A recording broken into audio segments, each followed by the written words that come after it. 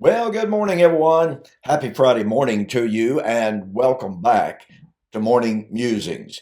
My name is Don K. Preston. I'm the president of Preterist Research Institute of Ardmore, Oklahoma, and this is video number 40 in our response and refutation of Steve Gregg's book, Why Not Full Preterism. Now, we've covered an awful lot of territory, and I told you I wasn't going to try to cover every single thing that he said. For instance, Steve has a rather lengthy discussion of the Olivet Discourse. Now, since I've produced 840 videos on the Olivet Discourse, and in that study, I've pretty well debunked every single thing that Steve has to say in this chapter. I don't feel that there's any need to do that, okay? And so just keep that in mind. Now then, before I go any further, I need to tell you here we are, November the 7th, the week of the 15th, November the 15th, the entire week. All right, I will not be producing videos. I am due to have cataract surgery on my left eye on the 15th. The doctor has told me he doesn't want me to do an awful lot of, computer work and gads. I don't know how I'm not going to do that. But anyway, in addition to that, I'm going to take the entire week to give my voice a rest. As you know, I suffer a good bit with my voice. And so, once again, that's the week of the 15th, that entire week. I believe the 15th is a Tuesday, if I'm not mistaken. Not really positive about that. But nonetheless, that entire week, I will not be producing videos. So, no need to contact me and say, where are you? Where are you? Okay, because Lord willing, cataract surgery correct my loss of vision in my left eye. And if that goes fantastic, which I expect it to, who knows, probably have surgery on the right one as well. Everything that I've heard about cataract surgery is good. And so I'm hoping for a good result. In the meantime, do not forget, and well, I'll wait for that here in just a moment. So, what I want to do in response to Steve Gregg is to go to page 345 and following, in which, this is chapter 15, by the way, in which Steve has a chapter entitled Gathering Up the Fragments. And in this chapter, he addresses several supposed claims of preterists and answers those claims. I could say some more on that. Unfortunately, Steve misrepresents what the majority of preterists that I'm aware of, at least, actually believe. But I'll point that out when we come to it. The very first fragment, if you please, that Steve takes up is, once again, page 345. The full preterist argument is, Paul said he preached nothing but the hope of Israel and only what was found in the law and in the prophets, Acts 24, 14, 15, Acts 26, 21, and 22. While the Old Testament did predict AD 70, it nowhere can be shown to have taught the second coming of Christ at the end of the world. So Paul must not have taught such a thing. Don Preston argued, Paul said, therefore, having obtained help from God, to this day I stand witnessing both to small and great, saying no other things than those which the prophets and Moses said would come, that the Christ would suffer, that he would be the first to rise from the dead, and would proclaim light to the Jewish people and to the Gentiles, Acts 26, 22 and following. If there's any eschatology not found in the Old Testament, Paul didn't know about it, unquote. I stand by that statement 100%. Now, let's look at Steve's response, his claims. He says, quote, in our debate, Don Preston made this point frequently and emphatically. The statement of Paul about his preaching nothing beyond what the Old Testament had previously taught is not to be taken in an absolute sense, but only with reference to the concerns for which he had been brought to trial. Although the ostensible charges against him were that he taught or that he brought a Gentile into the temple, Paul believed he was on trial because he taught Jesus of Nazareth to be the Messiah. Well, ladies and gentlemen, this is a blatant misrepresentation of what Paul said. In Acts chapter 23, when he was standing on trial in front of the Pharisees and Sadducees, he said, "Brethren, for the hope of the promise of the resurrection am I on trial." He didn't say, "I'm on trial for saying Jesus is the Messiah." Yet Steve says that's the reason he was on trial, not for any other reason. Steve is simply wrong. Steve is misrepresenting the facts. And then he says, this teaching included the affirmation that that the Messiah was to die and to rise again from the dead. So he admits it. He admits that Paul taught resurrection. These are the points that Paul said could be established from the law and the prophets. And then he makes this observation and admission. It is true that Paul includes the statement that Messiah would be the first to rise from the dead, implying that there would be a subsequent resurrection. But this is not the controversial point for which he has gotten into trouble. Once again, ladies and gentlemen, Steve Gregg is in overt violation of Paul's own words. For the hope of the promise of the resurrection am I on trial this day. Acts chapter 23. Now, Acts chapter 24, Steve says, well, Paul was only on trial. Let me go back and read that specific thing. The statement of Paul about his preaching nothing beyond what the Old Testament had previously taught is not to be taken in an absolute sense, but only with reference to the concerns for which he had been brought to trial. Why had he been brought to trial? For the hope of the promise of the resurrection. Now look at Acts chapter 24, 13 and following. This I confess to you. Now he's on trial now in front of Felix. I believe that's Felix. And he says, this I confess to you, that after the way that they call a sect, so worship I the God of my fathers, believing all things that are written in the law and the prophets, that there is about to be resurrection of the just and the unjust. Now, in our debate, Steve tried to argue the following way. He tried to argue, no, Preston is misunderstanding. Preston is misrepresenting Paul. Paul was not saying, I believe that the law and the prophets foretold the resurrection. I believe everything that's in the Old Testament. And oh, by the way, I believe that there's going to be a resurrection. In other words, Steve was arguing that the resurrection was not foretold in the Old Testament and was not the hope of Israel. Well, in Acts chapter 26, 6 and following, Paul once again said he was on trial for the hope of the resurrection, to which hope our 12 tribes hope to attain. Okay, where did the 12 tribes get their hope of the resurrection, ladies and gentlemen? I can assure you it wasn't from 1 Corinthians 15 as a standalone New Covenant prophecy. It wasn't Romans chapter 8.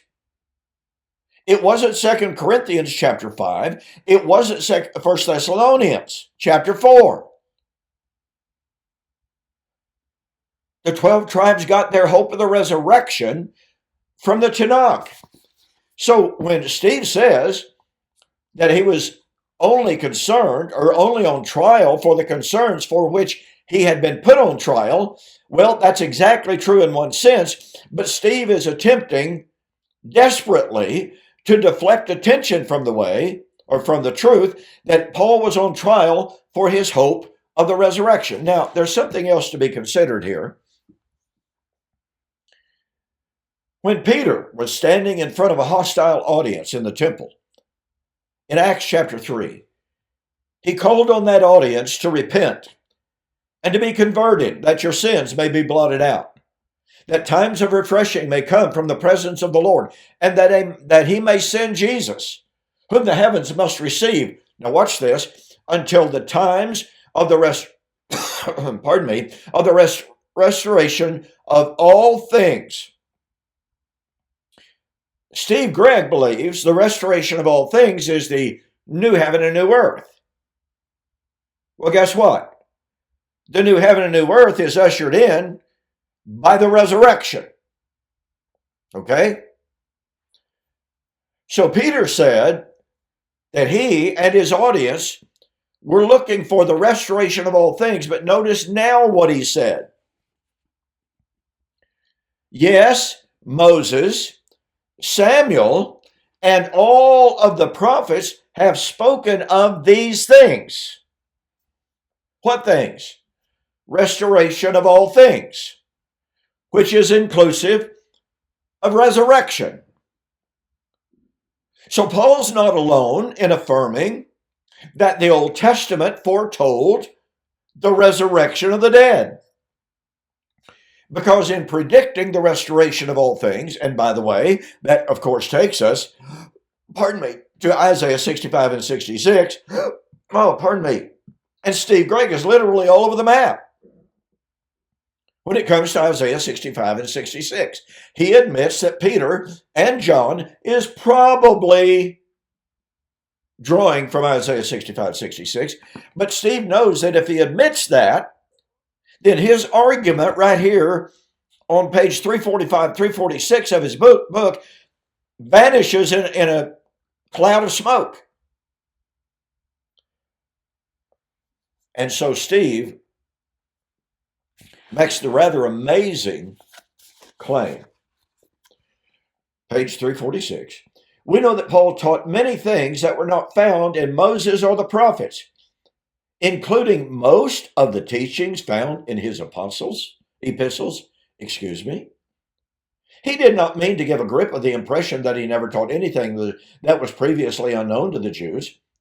It is true that he defended some of his points by appeal to earlier scriptural authority. Yes.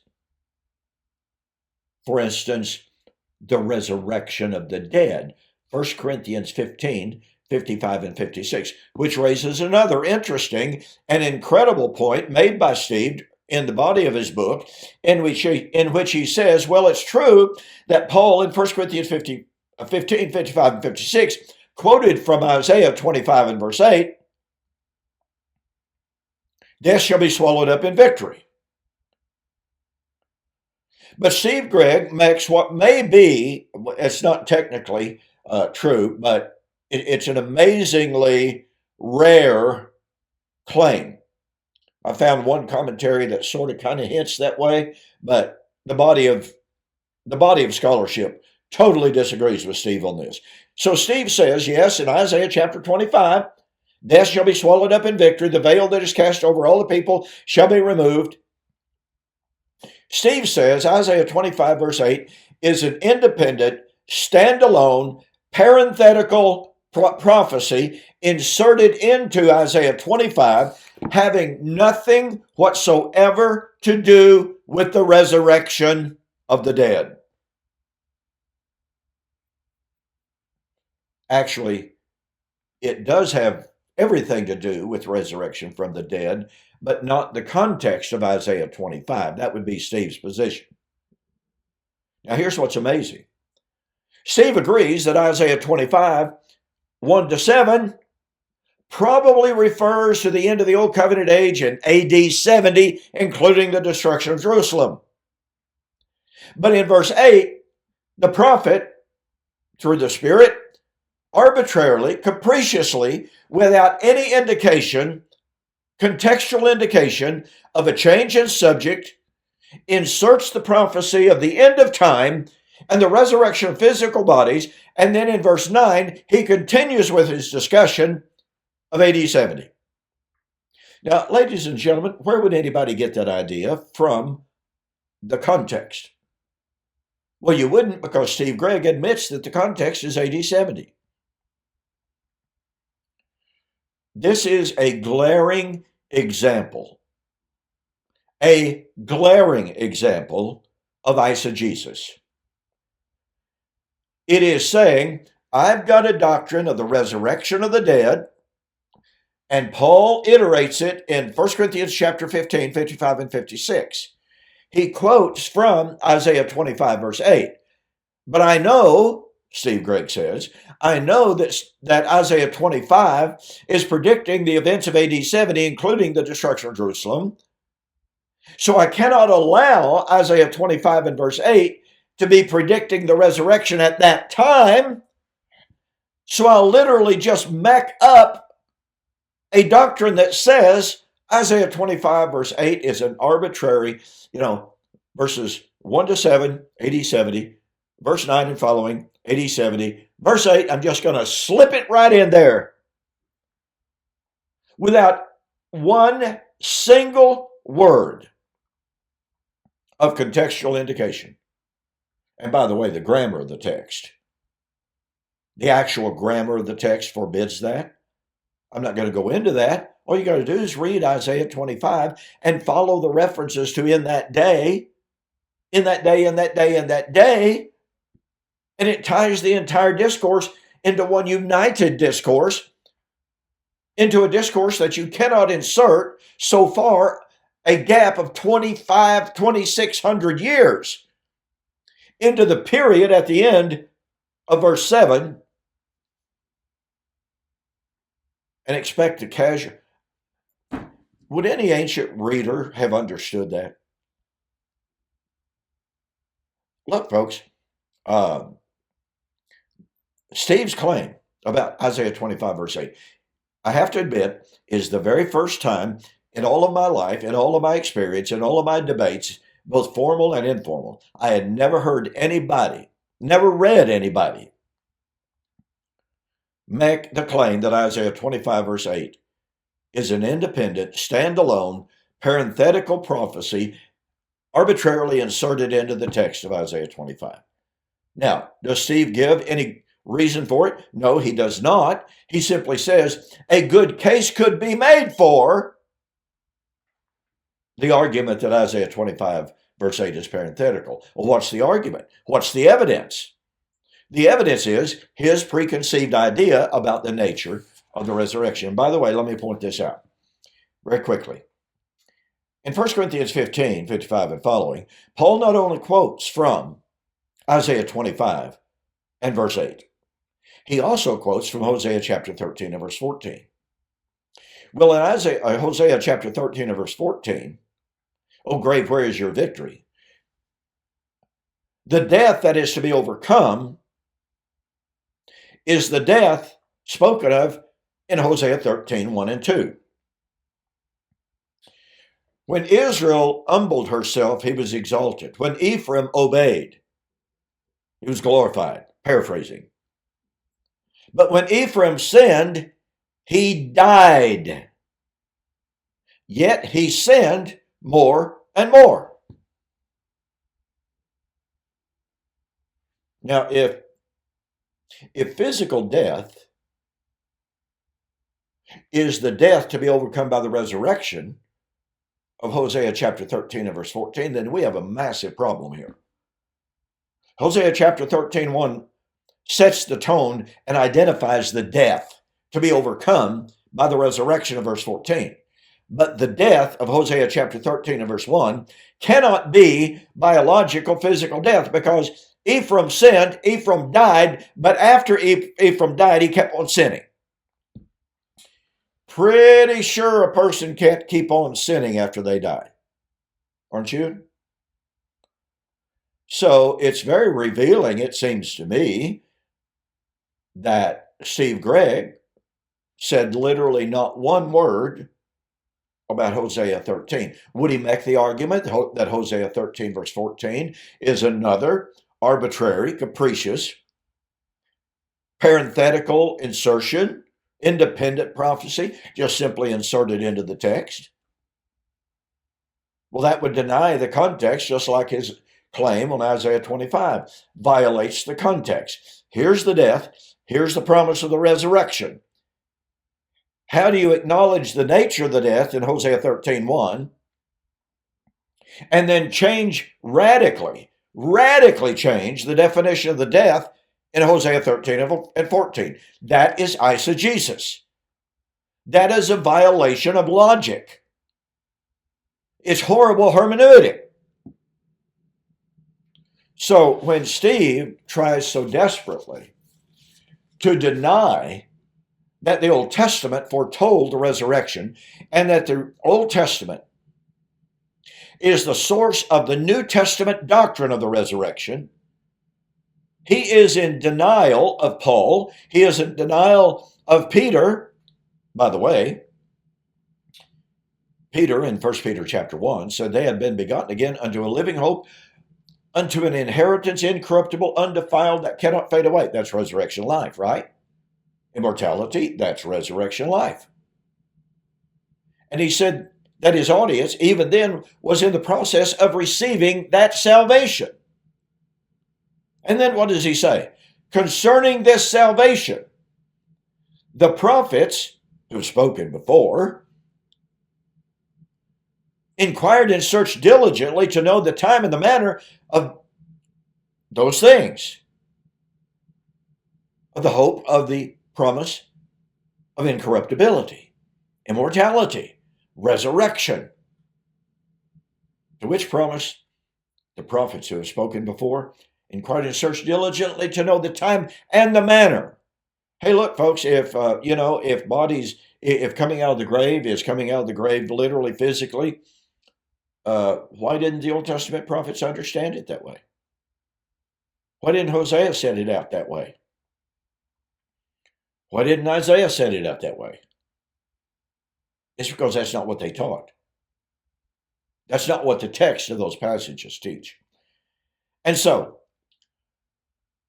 Paul said, even the mystery or the doctrine of the resurrection was a mystery. Well, it was because the Old Testament prophets did not fully understand the time or the nature of the things which they prophesied. But Peter said, it was revealed that not unto themselves did they minister those things, but unto us. So let me conclude by saying, to argue that the Old Testament did not predict and that the Old Testament was not, in fact, the source of the New Covenant expectation and hope of the resurrection is absolutely 100% false. I'm out of time. Thanks for joining me. Join Mike Sullivan and me for more preterist apologetics on the flip side. See you there.